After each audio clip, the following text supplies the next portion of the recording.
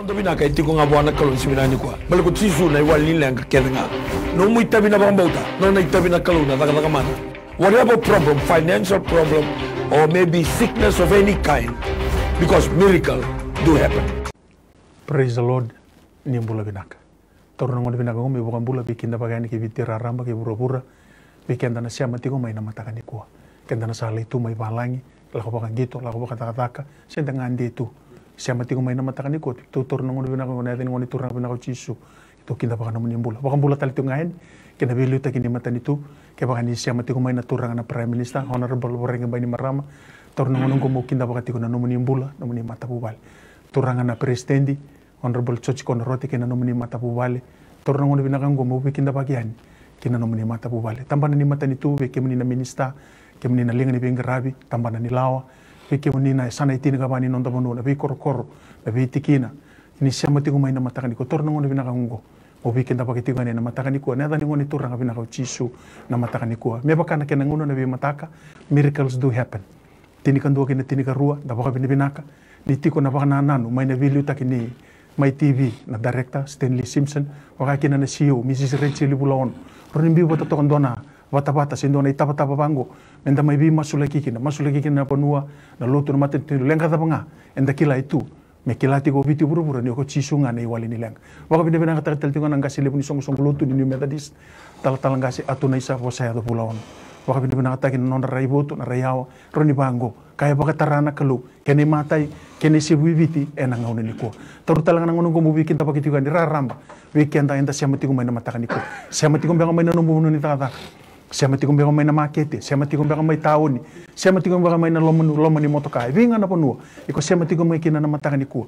Taro nang uno binakanggo. Mabubikin tapos kinamatakan ni kuwa. E na yadin yung turang nga binakaw chisu. Binakabali po nang daw na namakimay. Binakabali po nang daw kaway may. Binakabali po nang daw siya mamay. Na buku ni bing masulaki. May na may TV o si may turaki. E na matakan ni singin ko. Singa baka raong buka. Kito baka binibinakan na itoka ni baka italang-talangasi. Niro ni kito hindi taki may kito may bingarabi na matakan ni kuwa. For the non-Itaukay speakers, I would like to take this opportunity to welcome you in the mighty name of Jesus Christ, our Lord. You may be joining us from the app of your mobile, or from your office, or from your car, or from your home.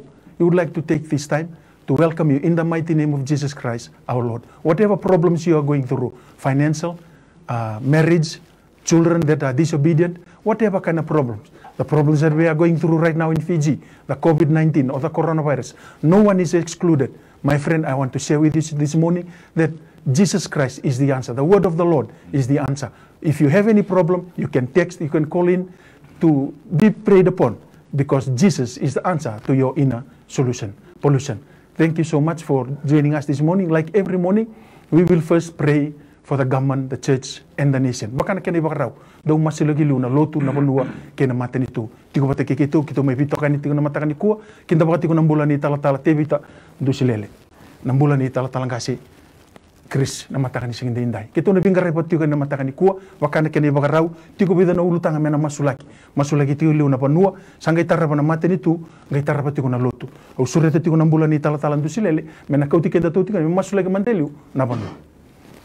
Kimami bakayan rabe kimuni na kalaulebu na tamay kimami bakal malangi kimami bakayan rabe Yesu Kristo oka kina na turang na lotambo ni maleway kimami galiu tagi kimami tigo lomani rumongo itura kina matagan ni singendendai na namag itu gubiti na namag itu may na be korkoro na namag itu may na be say burabura resem itu may na mona liba-liba na matagan ni singendendai na programo binaka kimami daw siya mati kimami kina be kimuni ni dambean ni nelui kimami Dhambi ani kena chico tambo ni sanda wawa chico maikina na kalaulebu na tamay kimami bolo malangi.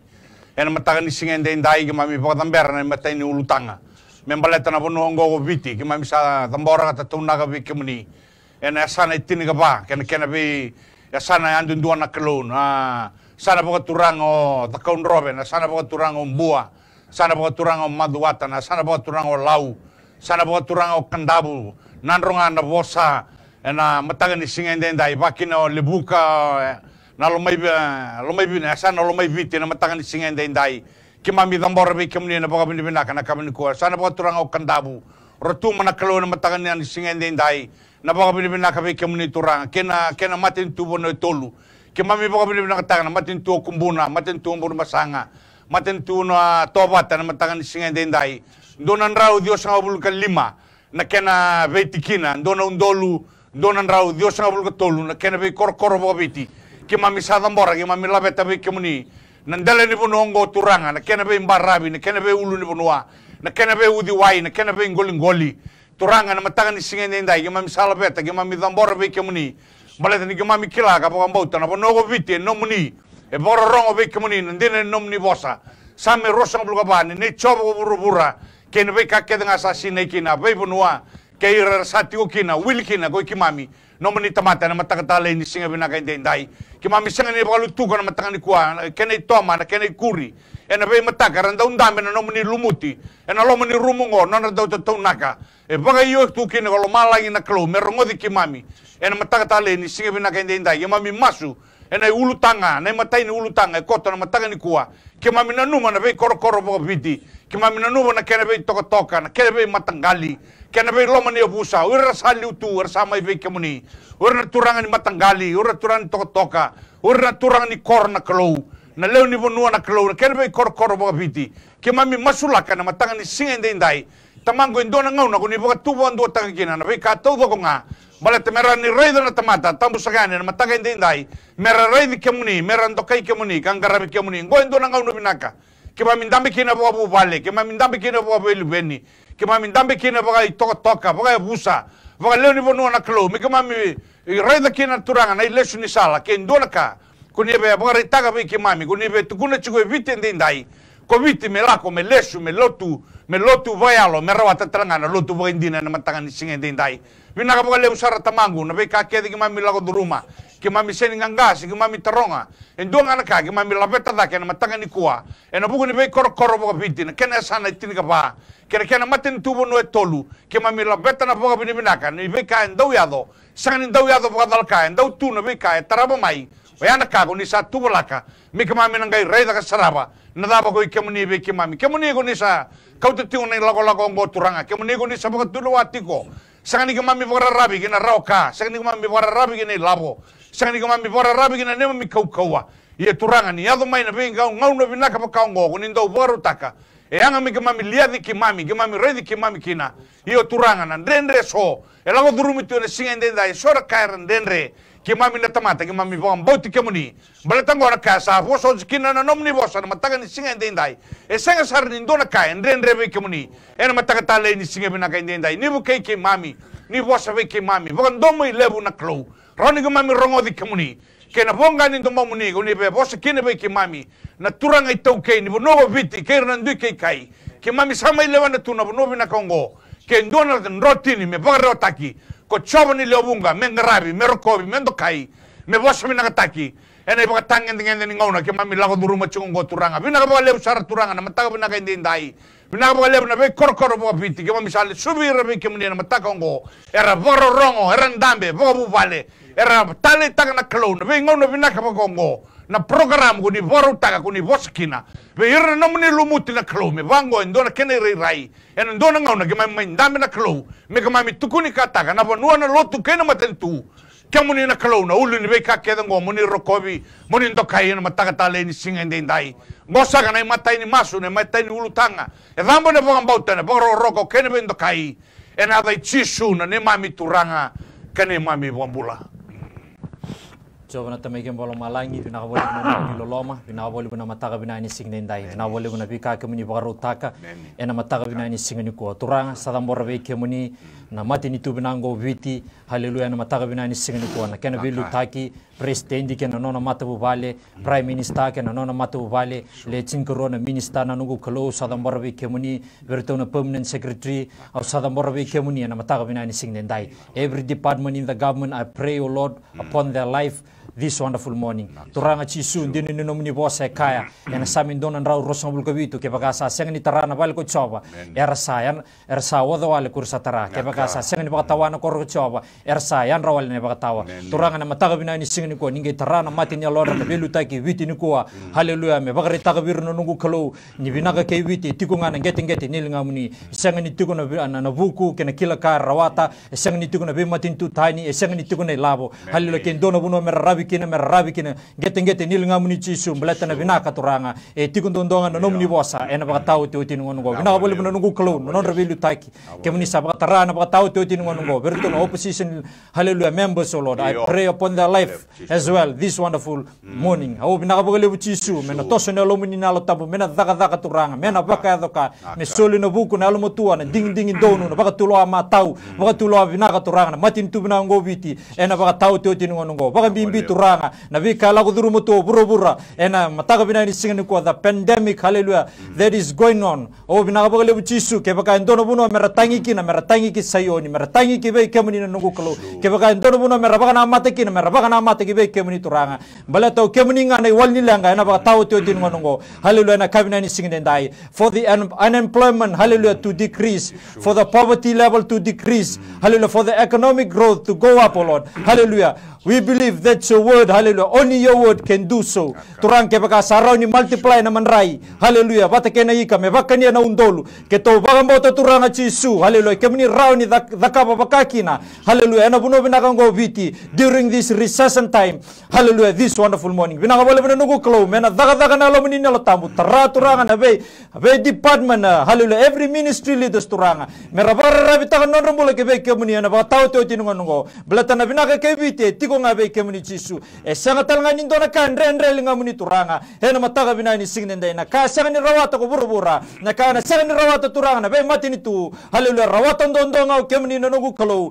hena mataga binani singni ko binaka bole turanga na hallelujah na tamba daga ni obisa binaka bole bina nugu kalo na tamba daga ni mbula hena mataga binani singni ko bertono sotia hallelujah au sadambor na mbula be kemuni na mataga binani singnenda the frontliners turanga o binaka bole bina nugu kalo ninge tiko batikira liuta ras baka sal tagir na sal ndonu hena baka taw to tingo ngo merada kawanan ritabi hallelujah na yalondina ale marota kan bole ni baka boti kemni balatan non binaka ke biti tiku ngabe kemni hena mataga binani sin ko me tosona lo mini na lo tabu daga mana hena buno binango ko biti hena baka taw to tingo ngo binaka bole buchisu bika ke ngo bole setel be kemni na dere na langi na dokai na ruko me no muni tsunga hena mataga binani sin ko. Heavenly Father, as we come before you this morning, we remember the churches in Fiji. Father, we pray for the different denominations. Father, we pray for the leadership in the church. We pray for the wisdom.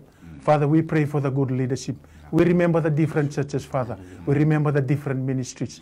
Maybe we are known by different names, fathers. But in your eyes, Father, we are all come together as children of God. Father, we pray for the Lotu Wesley. We pray for the SDA. Father, we pray for the AOG. We pray for the All Nation. We pray, Father God, for the CMF. We pray for all the different denominations, the LDS, the Catholic Church, Father. We pray for all the people that are out there, the different ministries, Father. We remember them this morning. We pray for the leadership, Father.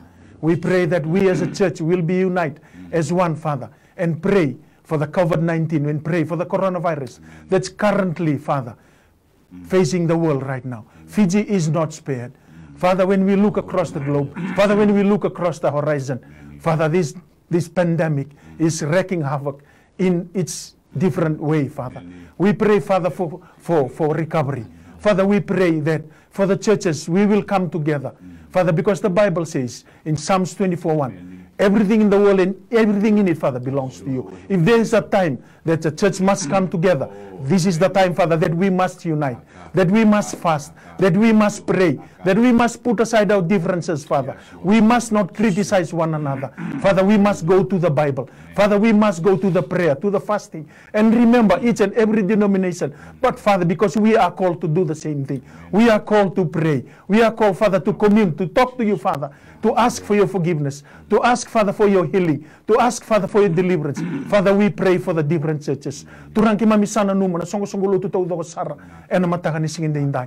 Na buba le bangasi le buni bi songo lotu. Ke mami sama sulakir non rambula na itala ngasi. Oir na tuira ra, oir na ibakatawa. Oir na ndiko nesi turang. Oir na barada na sista ke na mbete. Nindu ni songo lotu turang. Ke mami lewe na ndu kana kaya nang garang-garabi turang. Yan do patanganan ni mami bola sa ikon ay bola tambu. Sama suna nugu kalu na mataka ni kuwa. Ni kemo ni nabibu ke na kalu. Zabura ki lebi na yalo ni indui. Na yalo ni indusi. Na yalo ni kakase. O kathabura ki lebi na yalo ni ni senga ni ndo bata turanga usa masu na nungu kalu ni kema mina kana ngasio aisia rusu bukaono rusu ngabulu duru kina rumu masu ni sember ni lagu maina angilo sindo bi ba mate turanga ngona ngauna me kema mitiki duru na kamasu na bi songo lotu da kema mi lewena turanga me kema mi masu ka masuti kema ni turang na itau ke ni mbula masuti kema ni turanga merniado na mbula kina bi pono na bindrendre kema mi salah do rumah bina bale buturanga nan dindu ni songo lotu bina bale buturanga nan dindu ni ministry kema mi lewena kema mi salah betabe kema ni turanga ena mataka ni koni kema ni na pakaya doka na soliti kuna yalo ni bilomani yalo ni ndo bata na daga bata turanga na ngauna ndrendre kema mi lago do rumah tikongo bina bale buna mataka ni kuwa bina bale buna no muni loloma bina bale buturanga no muni tiniara bina bale buna no muni serau bina bale buna no muni bi marroi bina bale buna no muni bi tangumaki kema mi dubo kamasu ena baka bini binaka ena buku muni chisu na iba bulan dia nang daulo lama indo baunga au weekend apa kita lewakan dua na mata ni kuah sa ngarai berawaya na mata ini wasi ni masu dau masu lagi na lotu na penuh na mata itu na karu weekend ira na tabi mati karu ni lutanga be talangasi Chris mena masu laka mena frontliners na rehabilitation program Cyclone Herald patiki rasa tari rasa tigo bakal libunan rendre na katulin lutang na economy na mata itu oira na kena sanga be bakal sile su na bula bakilap sa karuni ulu tangan ni masuk kita sa mai sa suri sa tuna bulan ni tal-talan tu silel kimami boka binibina ka boka lebo na matakan ni singen dendai ni sarawat tingun ni kimami bosa rawa be kimni sa tingun ni dengun ni bula sa rongo chigo na bonga ni bosa mi kimami tukun ni chigo na boka binibina ka lebo na matakan ni singen dendai maleta ni be kan daw yado wa boli ti kimami sang ni daw yado boka dalka endau tunaka kun indau boka rautangan na kalau koe binaka dake mai na kena kimami ndonu maka sa chigo dendai mana tiniga walu na wili ke mai mea rongoda na ndona ngauna abe suge kena na bonua ngo biti na buni tabi mati ni COVID-19 na coronavirus na klo sama yado ndona ngauna ngo ke mami tiko kena na sekondi na miniti kena ya uongo na singende ndai ke mami sarongoda ni sabo tingwa le tolu sang nindu asa kautani no nambula ke mami boka bilibina kena na mataka ndai na bonga ni nomuni ndau rongoda non ramasu na nomuni tamata ka kuni kaulai be ndona mbula na klo mai na vida na mada o ke na bula sawoti ke mai mandau tangi tigo kine be kemuni rauni ke mami bukan din takati kuturanga ni kuni rongoda chuna ne mami masu me adoro mai ndai se sangan indona bula kautani ena bonongo ko viti be ramai baudi era besuke na tobi matengona COVID-19 na matakan di singen ndai ke mami buka be na katai kemuni kena na klo ke ndo me reidi dake ko kemuni chobo ni leobunga kuni sada kaba chungana daga be ba kurumbi taki ni be ba mulai ni be ba ngalal taki kuni be bosa mo ndo mai lebu chigo be kimami ena bunongo ko viti na daba ko kemuni be kimami ke na daba na ne mami tabi be kemuni ena mataka tale ni singa binaka ndai o turanga be sambula sabe sugaki ke non rabe bole bale ba kina turanga bertau saboti ko na turanga ena mataka tale ni singa ndai ke mami bo bauta ni sandona ilesu ni sala era sa tebo reida era bo dina taka ni beka kedengo ko ni sabo rauta ka tuna kalo mera bagan dina taka me ada ndona ngau na merna tu dake na ndo en bula ken ngalala merna ba tu sa ni sai kemuni choba ni leobunga kemuni ni ba buna na bula na mataka ndai balate kemuni ni kaya sala ko mai mera na bula ye mera ba le usara na mataka ndai ke mami dingoma na bula binaka ke mami dingoma na bula buai ke mami dingoma na kalo na bula tale ko ni ba buna na mataka ndai mai be ratau saboti ko kena keloma ni kena be kani na kena be bu vale turanga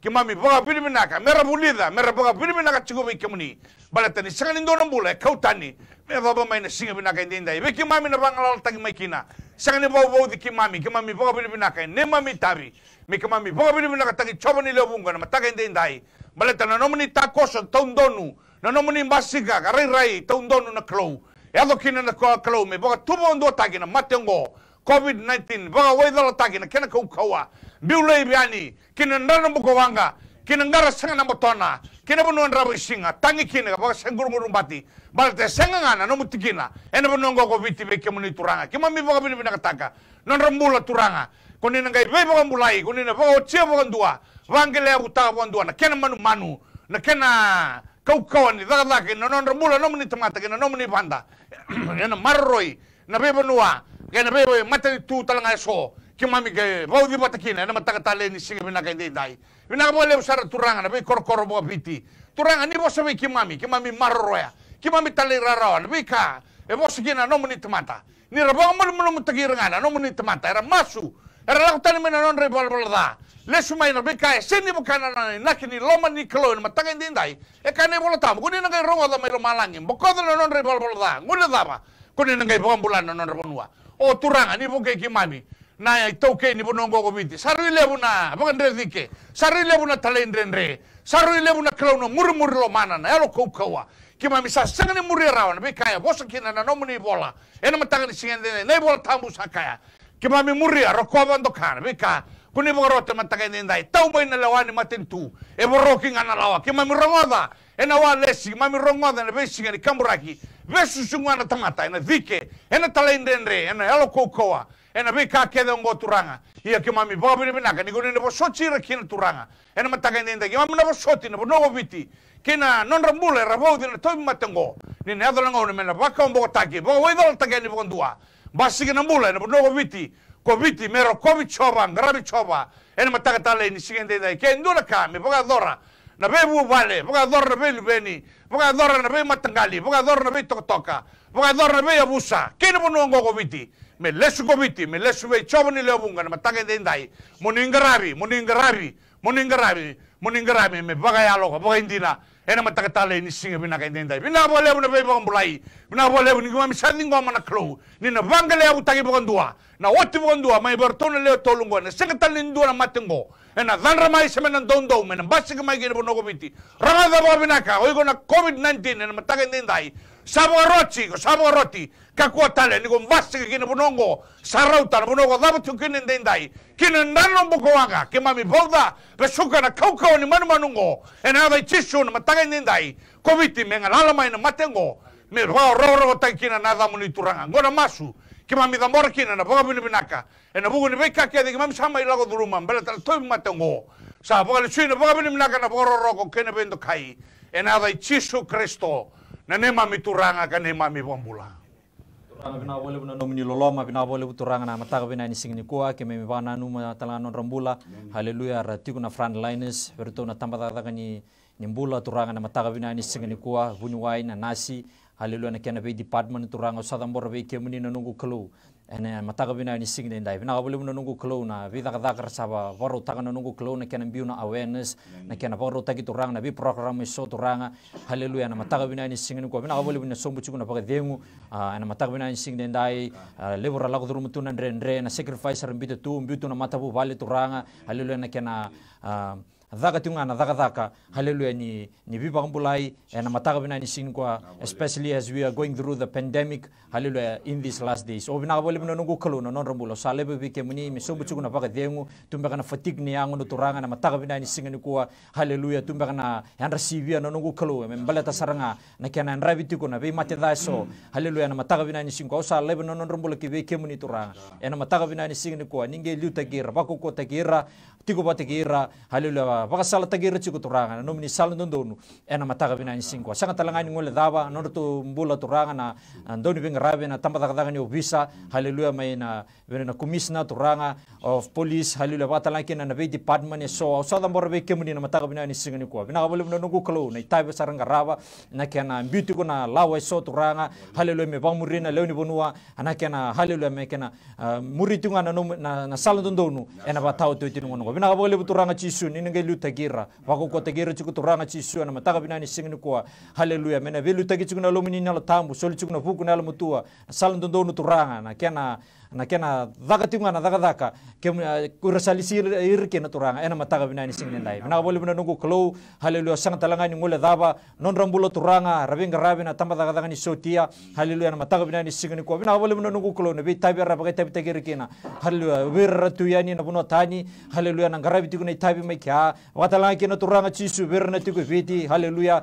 na kena garabi tiku na tabi so haleluya na kena dhaka tiunga ba bina turanga na dhaka turanga ni buno bina ngoko viti ena mataka bina ni singwa watalanga kena turanga haleluya na lagdurumi chiku na rehabilitation turanga na haleluya na cyclone na herol ena mataka bina ni singni kwa na be korokoro baka viti haleluya bina bole bina nungu kalo turanga usa dambor non rumbula sora sule tu na kendra na menra turanga me bukiki na turanga wirra efekta ki turanga se wirra lagduru mu turanga ndrendre bagada dani mbega non re tiko tiko ena mataga binani singne ndai halu ni ge blesta non rumbula na mataga binani singo ni ndeni nomni bawasa mdondo soli kana ge soli be ke mdone bagaro binaga tambagi sombu kurete ke bata ka buam balsara binaga bol bina nungu klo haleluya na daga mana sombu chunga baga degu na be kor baga biti haleluya na be yanu era lagduru mu turanga na dangi lama na herla na kabina mataga binani singne ndai mena soli chunga baga degu haleluya ena mataga binani singne ko binaga bol bina nungu klo na daga mani lo mini nal tabo na be lutake na be bako kotaki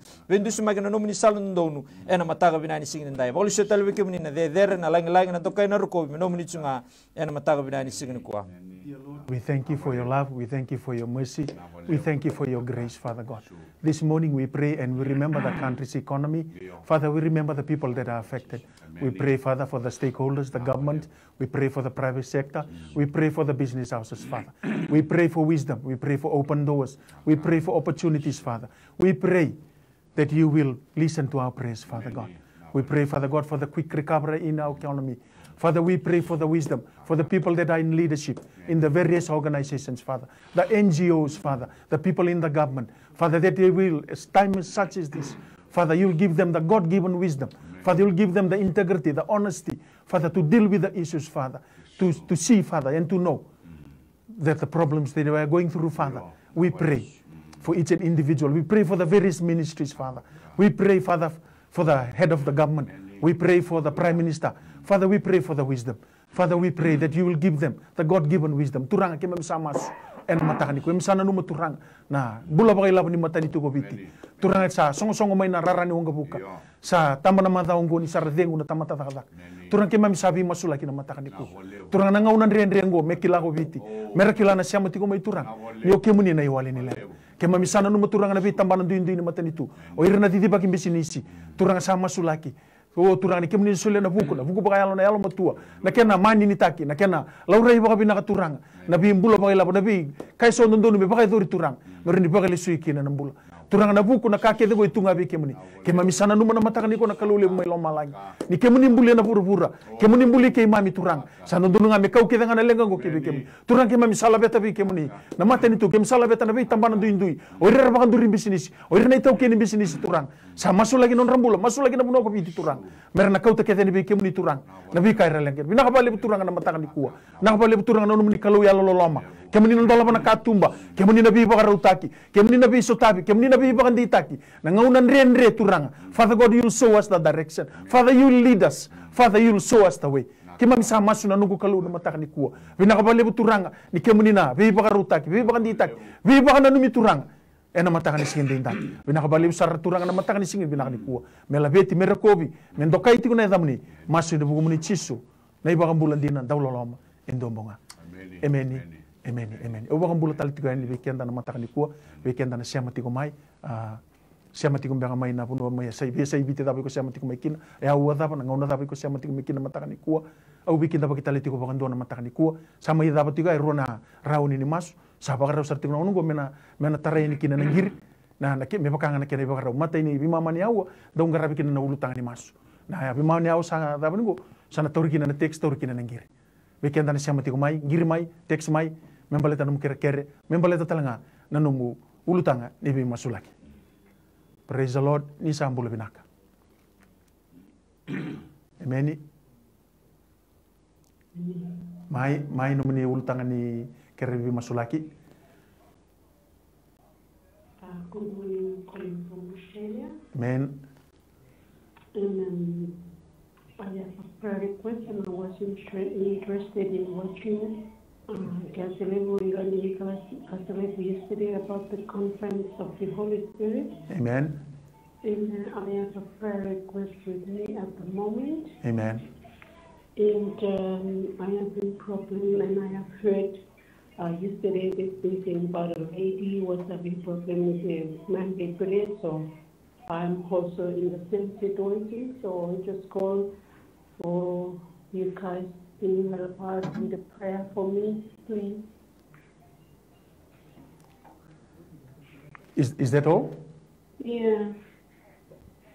So I really want to receive it because I'm having problem with my back pain and my stomach with the pain, but I've been waiting. I haven't seen it for the last few months, so I'm struggling a lot. So when yesterday I was watching, it really touches me, so that's why I'm calling this morning. Okay. Wherever you're joining us from, believe, like the Bible says, Luke 1:37, whenever it's difficult for men, it's possible for God. You must believe that it's not our prayer, but you believe in the Lord, in the Holy Spirit that will heal you this morning. Join us with the prayer. Heavenly Father, we pray for this lady that's calling all the way from Australia. Father, you know the sickness. Father, you know the troubles. Father, you know the things that she's going through. Father, we pray. We pray for instant healing. Father, we pray for instant healing right now. Father, the pain, Father, the troubles that she's going through, Father, we commit unto Thee. We lift it up to Thee, Father. I speak to the sickness. Live right now in the name of Jesus Christ, our Lord. Father, the faith for her to have to call directly from Australia to Fiji. Father, we pray. Because of her faith, Father, you will heal her this morning. Father, you will make sure that, Father, she will have a testimony to share with the world, to share with Fiji. Because of the prayer from the prayer room in Turek, Father, you will heal her this morning. Thank you, Father, for our faith. Thank you, Father, for our family. Father, we pray this morning in no other name but in the mighty name of Jesus Christ, our Lord. Say amen and amen. Amen. Amen.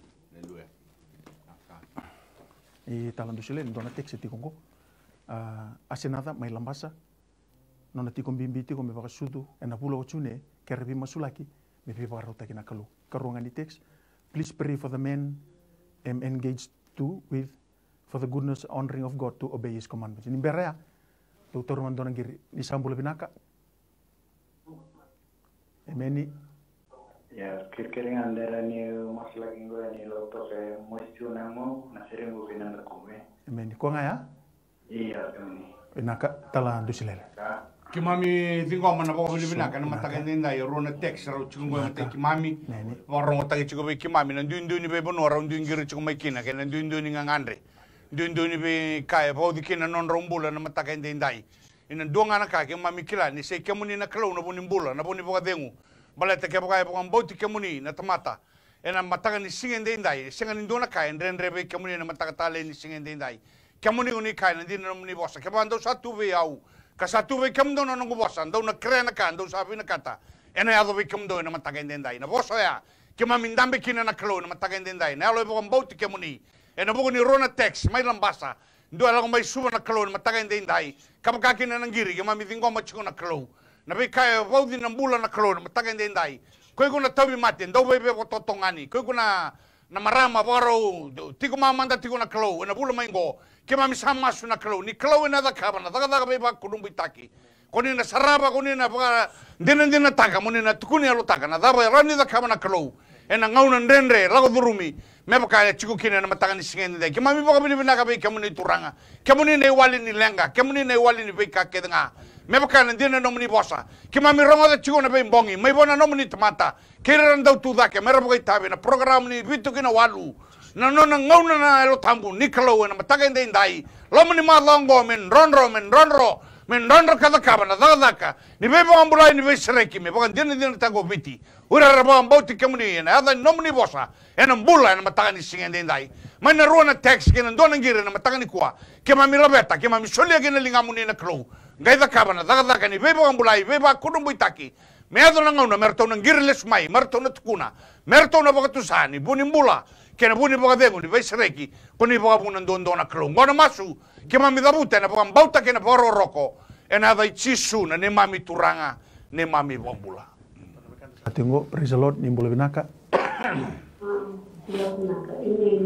meni mai nau mai nom ni ker ni bimasulaki It's me calling again. I'm running out of credit, so I have to recharge my phone again. Amen. I've been calling earlier, about 2 minutes ago. Yeah.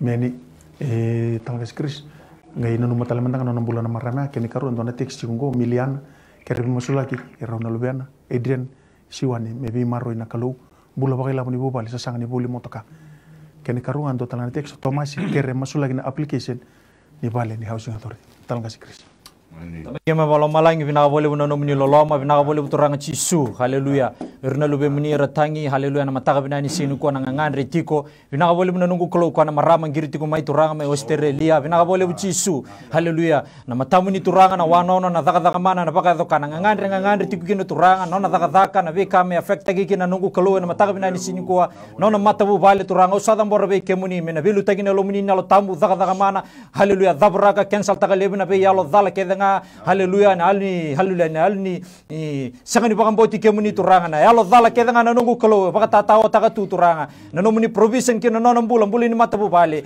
haleluya in spirit of infirmity turanga nullify turanga ena ko koma ni da muni chisu ena mataka binani singin dai turanga sadam bortal ngabe ke muni na text na mataka binani singin dai haleluya masula ke tigo no ro mbula na haleluya darobo na mataka binani singin kuwa binakati chuguna haleluya binakati chuguna mbula na voli motoka na mataka binani sin kwa na be kartu ngandira buturanga membala ta nonor to finance haleluya na mataka binani sin kwa turanga dinno muni bose ka sangani dona ka ndrendre linga muni chisu turanga merto revi ke muni matua merto ravi be ke muni haleluya mblata na binaka nondo to mbula tigundo ndonga ngeti linga muni chisu na mataka binani sin kwa lo muni na lo tambu daga mana baka doka na lo muni matabu bala viva mbulai daga baka doka haleluya merto nanga tukunya lo taka na no muni haleluya no muni langi turanga ena mataka binani singin kwa vinaka bole bunono ku kalo daga mani nelo muni nelo tabu turanga mi bolu setalbe ke muni na der na lang nando kai no muni chunga ena mataka binani singin kwa dona wekan satongo praise the lord nimbulo binaka emeni nimbulo binaka praise the lord ke baka ke mini sarongo dikito ni ka ku ni baka rongo na TV ni bosamai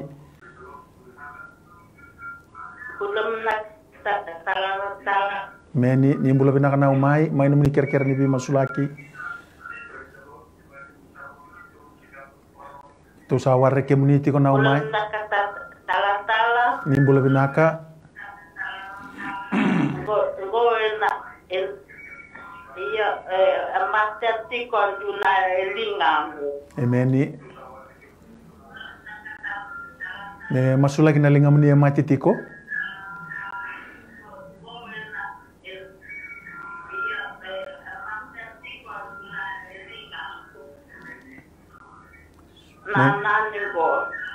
meni ni ndambe na bakambauta na una mataka ni kuwa ni kalonda udaka mana kalonda vivaku rambuitaki kalo ena daka mana mataka ni kuwa talandu sile kimami vingoma na kalo na baka binaka na mbula ngangandre na mataka ndai binaka baka lebu turanga ni baka bonga takan donu mai na ngangandre ni kila isang ni tigo ke na mbula tigo be kemuni na mbula ni to itabi ngana tuguna be kemuni nona itabi ndambe na bakambauta kito be to mani kene na mataka ndai kemuni na kalo ni ngai baka ndondra na mbula kina mato ya na matakan singen dendai koi kuna mile stroke rongo ta baka binaka koi kuna stroke na malumu ni yango na matakan singen dendai ke mate tigo endo na sanad me da kabana na daka me baka kambuli kina nabe na ua na lewe na ra na bidiko na matakan singen dendai turanga merbe to soyaki merda kabana non ra daka me baka na keni naki e ambuli kina na klau ka kuni be baka totongani au sabo diko waro chiko na klau na matakan dendai tamu tubi ko kina na bukwanga yana no mo bota na bulongori na yangongori nona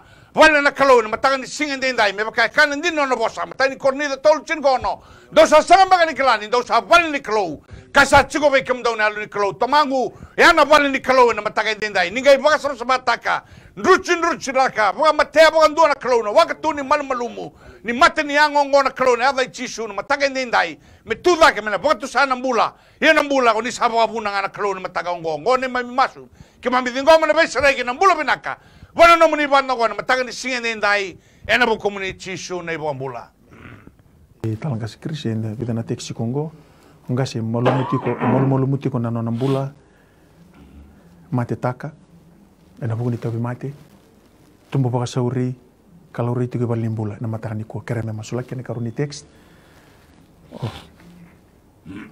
berat utara mandona giringo praise the lord ni mbula binaka mai na muni ker ni bi masulaki meni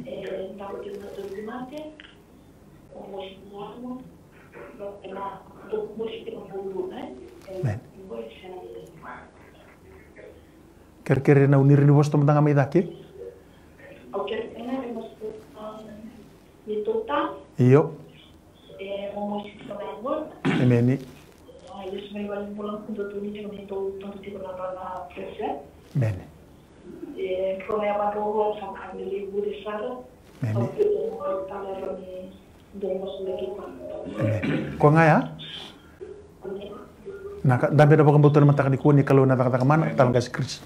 Turanga binabole bina nomini loloma binabole bina gira na mataka bina ni singani kuwa haleluya binabole turanga cisu singani ndona kandre na lingamuni turanga kubeko na turanga ya ni tarana matini lon turanga mana burindalana adu ni geting ya bana drum na leo na bibi ko na sui na ndra na mataka bina ni singani kuwa nomini lomini na lo tamu mateda mateme yeli sa bako sa dabraga na cancel taka baka tawenga taka kede daga ni bunida kina nonambula haleluya na turanga ya na mataka bina ni singani kuwa binabole bina nungu klo ni na luta ki kwa bako kota ki kwa hallelujah na mataka bina ni sin kwa you spirit of infirmity I cancel you I nullify you I uproot you in the mighty name of our Lord Jesus Christ ubna wala bina nungu klo no muni mbuka wanga ni baka male bina bi mateda mateme yeli turanga na molmolu muni yango na high blood pressure no nungu klo na mataka bina ni sin kwa baka taw yanga taka kedanga hena ko koma na niya da muni chisu hena mataka bina ni sin kwa baka talanga kina turanga na text la ko tumai hallelujah na molmolu muni yango na mataka bina ni sin dai turanga sa dabra gale bina bi molmolu mu kedanga mana yango ya turanga na mataka bina ni sing dai ena ko ko mani nya da muni turanga ena mataka bina ni sinu ko me ado no loma muni turanga paka to ka merto na tukuna lo taka no muni bina no muni tale no muni bibang bulai ena mataka bina ni sinu ko bakli setal wi kemni na lang na der na to ka na rokobi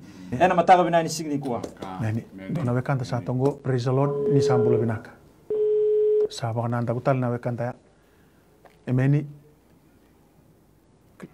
klasa baka nanda ko I talantu sile dona text tingo ona ufinda ela ureiti kona tabi mati tiko na nona kidney test me na palimbulu mai Australia kere me masula ken mate ni text ya ken karu ni text na turanga na watingo embula ni la seitumba bosa da na numi ko iti ko ni ndau tunga na wakame ndau wakabu bibala kere me solivia una yalo binaka ni undau tungo mi ko ni berea talantu sile to taramantona girgo ni sambulo binaka Nimbula binaka. Praise the Lord, nimbula binaka. Emeni, nimbula binaka.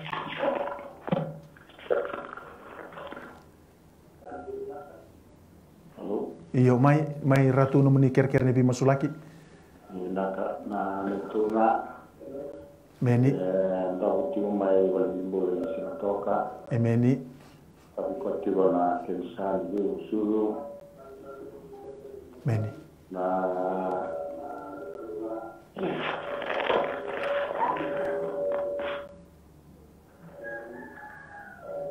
mai ratu na kensan sudu total kami masulaki iyo otak mai iyo kita usarang wadi community ko ni bosa mai setelah kita na kensan sudu wala kana musim tilo-tilo kensan sudu patana musim tilo-tilo kaya ai kira-kira ngajaran masulaki emeni dambe na pakambuto na matakan ni kalau siang nilakalangan nilingan talang dusilel Kima mi tingo mana po binibinaka na pindo kai na matakan ni sige dendai na meta ningiri ngole chuma Australia na matakan ni kuwa finda na matakan dendai kima mi masulakan non rambula ena pono arati ko mai kina na kalo na matakan ni kuwa hundi na do vira ni na kalo na matakongo maleta kemuni na kalo yalo hundi sambula hundi tigo na besa na kedenga na nona ngangandre na nona sasanga kene be kai tunde kina na matakan dendai na nona bokambauta bokabuna me tomi kana taleboni me ngiri mai na kalo me tukuna mai na nona ngangandre balata nimbula tu ngabe kemuni na matakan dendai kema misana nu mana nambula be kemuni ena bono etigo mai kina na kalo na matakan singe dendai gai bokan do taga nambulo ya me sereki na nambula mena tu dake mena bokatu sa bokan din taga no ni sambula ni sati go na singe dendai wana marama talanga ngiri tu mai na bukan non rombulo bo be otini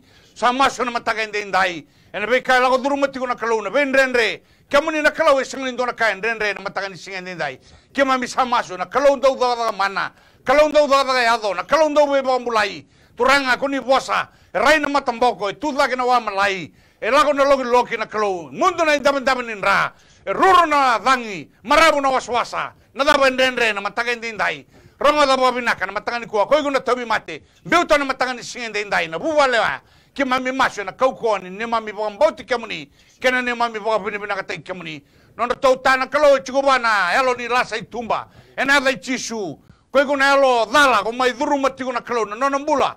Na ilulu ni mata bubale, ki mami vale suya, ki mami kadhiba na elo yame, let's tali, kina nona bubale.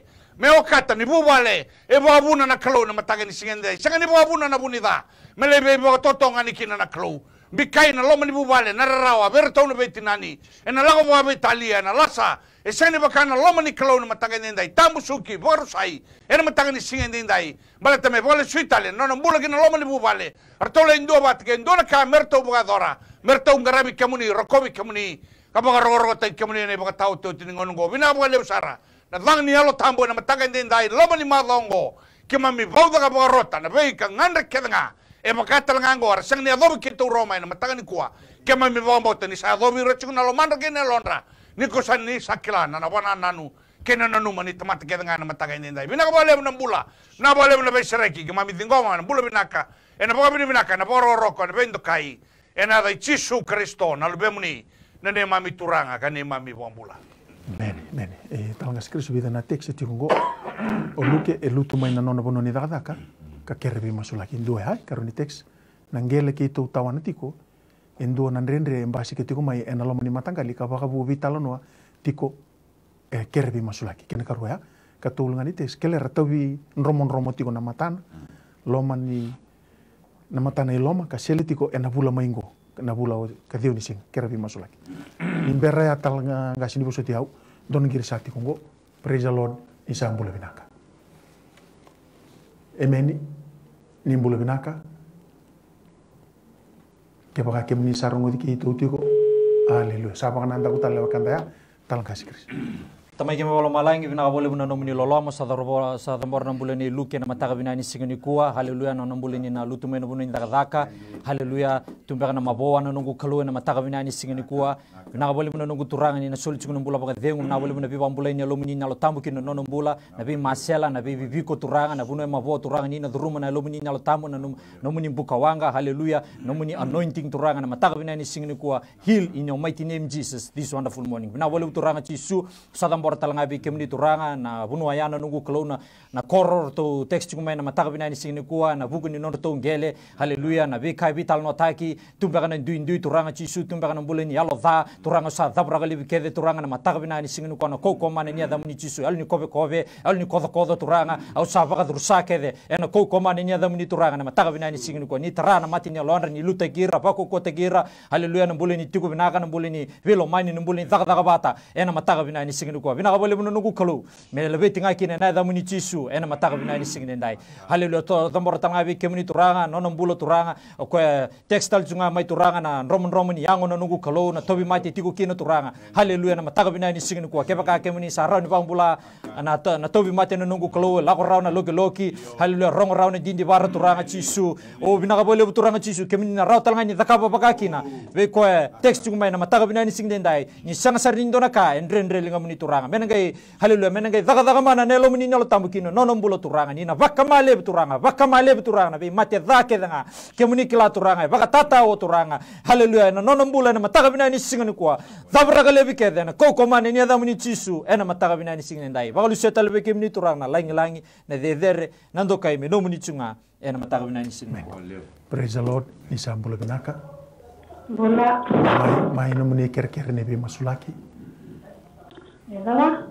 nomni kerker ne be masulaki na ulutanga me masulaki Kerker ne masulaki na wale kito chuki na watawani chiko ni watawani chiko na lo bela iyo amen ko ngaya le kito do kito sindo mate binaka amen ko ngaya me masulaki na bale dotala kerker iyo binaka ndambe na bakambauta na matakani ko ni kalu rawata na kakidenga kalu lewana ngilosi lewana yalo bela tahun sile Kimami kamu tara bo bini bina kana matakan singen denda ibe rato no bubale rato ngiri tumai darmo we angiri tumai na matakan denda na bugu ni bubale kimami sama su na matakan denda ken du sen nda umas ndu masu na matakan kuwa ndu bambau tana kalo le na lo tambo na daga ena bakama na god consuming fire na bakama ena chiloma na daga ni buni dai na loma ni bubale ngore ke bagando da kabana ken daga ena matakan singen denda kita masu kita bambau tana kauko mana ni be bagambulai ni besreki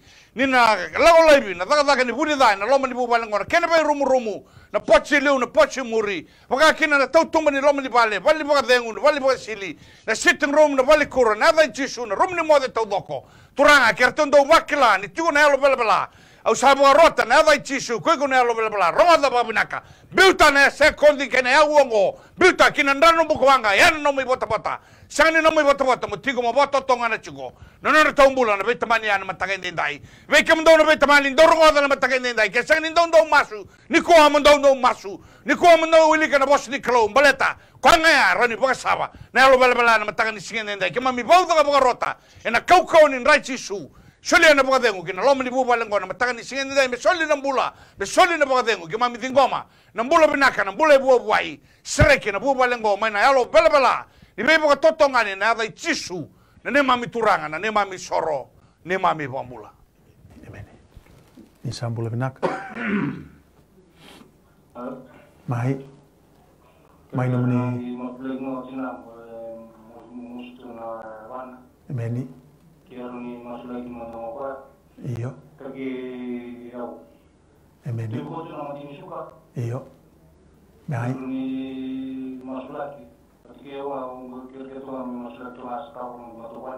meni ko ngaya ratu nakandanda na bakang bauta na matakani ko ni kalong daw mana coba na tamay kay mami sa masulang ng giri lako tigo may na matakani ko nang bulan ni nona na turang na mati tebi ko tiko na mati ni suka o turang na mati bi wakani na tumunin ra na malu-malu muniang o sa bakaruti ko na kaukoma na niya day chisu bangalala baka tikitan masula ka turang na karon no na kere-kere orto na nganiana orto na nona mata bubale sombe ka reti ko may ingilandi sa masulang na matakani ko turang kem ni kalong daw mana you are a master of distance you must have time you are a master of everything father we pray Father God sama masula nunggu kalu nona mata bubale ko na turanga ingiri tigo mai kereti ko may masula gi nona mata bubale turanga na yada chisu ningai rei da turanga na mata bubale vemba kana puno ingiri tigo mai kina nanre turang ningai bebuke biba ka rauta ki beso tabi sona sa sanga meka sa sanga tikina tobi mate au sa dunru na kau koma na ni yada chisu bina ka bale turanga na mata kani ko moni labete moni rokobi chisu ne bakambula talang kasi Kristo na bina na text tikongo nimbera tu tarama na dona ngirengo praise the Lord ni sa bula binaka mai ni bosa mai na ker ni bi masulaki emeni mai ni bosa mai ni andra binak mai iyo ni ker mai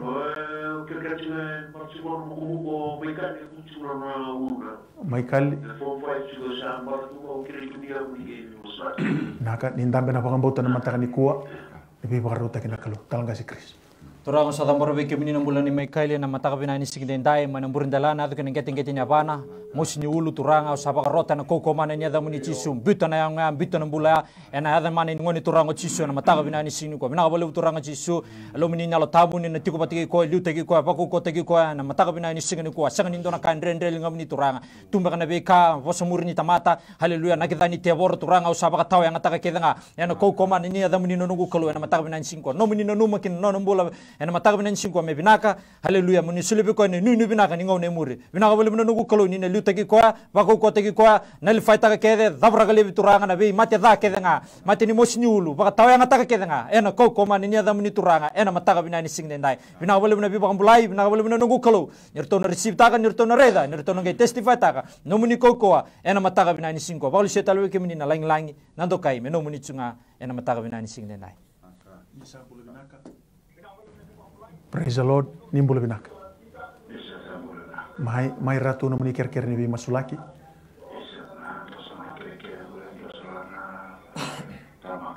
Meni. Iyo.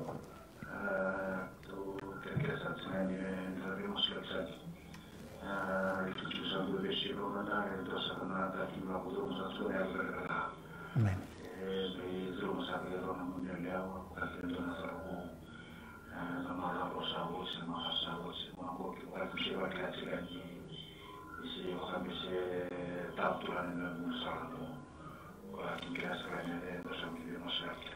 Ko ngai na dunda pena bakang bauta na matakani ko ni kalau ilawan el bela ilawan englus ko ilawan ka ketenga sami ruso buka bandu ni coba buru-buru be bonu ker ketenga satik talan dusile kimami dingo mana bako bina ka turanga na matakan dendai na kere ada cuma yung ra na matakan singen dendai bina ka lebo sar tamangu na baka lebo ni satu itu na be ka kanan din nom ni bosa keran rto rei na matakan dendai rto ndambe kina ka bakang bauta kanan din nom ni bosa na Filipai ba ono Dau kakosar ni Roma doda na kakedanga me baka taklai bona kalona nom dau kere nom dau masu nom dau digi kena nom dau boga binaka ena matakan singende ndai mami sam masu kito sam masu na lebo mbota kito sam masu na lo digi we kemni na kalo lebu choba ni lebu ngana matakan ndai na lo bela we baka totongani ronga da boga binaka mai na bono ko dau we baka totongani kina era tuna no muni tamata mera boga din takan matakan ndai er sangir mai gar krena be buke mai we kemni na kalo bela na bayalo dala na yalo ni bate boro na yalo ni sobo ngona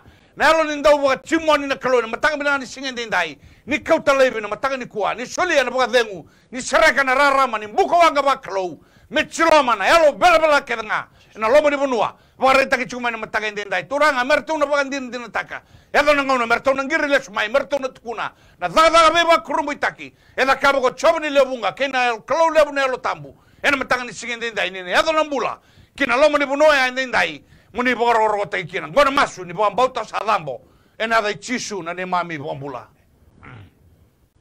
me bakani sama ito bo kenda ko songa una na matanga ni singende ndai taru na ngona binaka ngombo ba binaka tanga na muni mbula ni bita ba tiki na done awa ni rani bise mate mai keke itu ena matanga ni singende ndai ke baka iko text mai iko ngir mai ringo mana daga mana ni kalu ena matanga ni ko we kenda talanga na sar tigo mai na paka bini binaka lebu ena poko ni nomuni suletu nomuni ngau nomuni sema mai na mataka ni ko waka bini binaka taki na video taki na mai TV waka bini binaka taki tiku na bulan ni director Stanley Simpson na bulan ni CEO Mrs. Rachel Bulaon waka kina nortong bulan na transmission team erani mai yata tiku na vingar bango kena isi buibiti ena ngano ko na paka bini binaka lebu talanga nangasi lebu ni songo lotu talangasi atau na isa po sa yato Bulaon ena poko ni kena bibo tiku na itu bango ena mataka ni sikinde indai sanu ita kibe ke kemuni na giri tu mai kemuni na text tu mai ke baka nisa baka mulai ke baka onisa somina nomuni taro ninga i text mai ninga ingir mai batana nomuni tu kunyalo batana nomuni baka din bula era ndu buke talendo ela ko metiko nan rendre ena mataka ni singni ko mai beke to na vingarabi na mataka ni ko bula ni tala du silele na bula ni tala ngase Chris baka kina be tala ngase mataka sana mataka ni ko ke to baka ni ni na biso tabiti ko na kalu na madha bina ka tu mata ni kalu ngata ninga ngati ko ena mataka ni singni nda na nonda bina ka itiko nga bwana kalu simina ni kwa bal ko tisu na iwali lenga kedenga no mu itabina bambauta no na itabina kalu na daga mana whatever problem, financial problem or maybe sickness of any kind, because miracle do happen.